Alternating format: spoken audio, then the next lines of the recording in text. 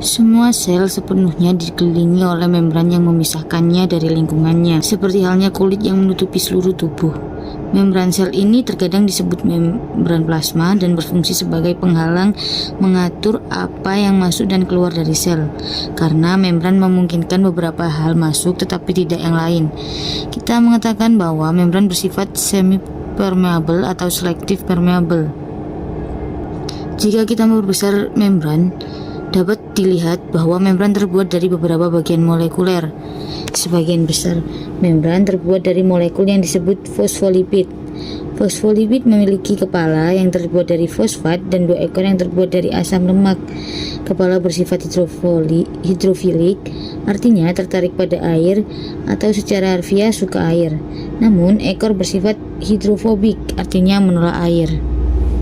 Namun, ekor bersifat hidrofobik, artinya menolak air. Secara harfiah, hidrofobik berarti takut air. Karena sifat-sifat ini, fosfolipid membentuk 2 lapisan yang dikenal sebagai lapisan ganda.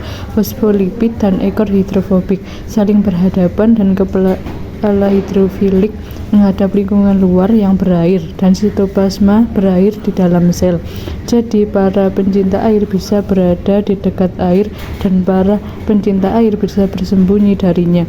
Sebuah susunan yang sempurna. Lapisan ganda fosfolipid adalah komponen utama membran dan sebagian besar bertanggung jawab untuk membuat membran menjadi semi-permeable. Pada dasarnya, semakin kecil dan sedikit muatan suatu benda, semakin mudah benda tersebut melewati lapisan ganda fosfolipid.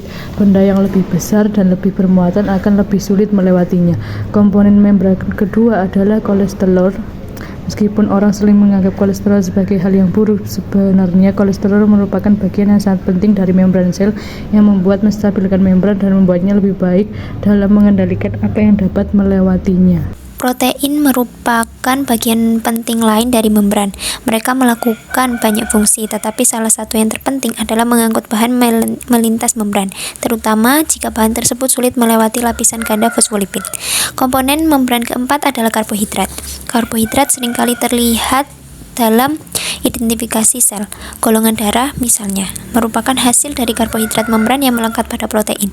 Karbohidrat membantu Anda mengidentifikasi darah yang menjadi milik Anda dan membedakannya dari darah asing.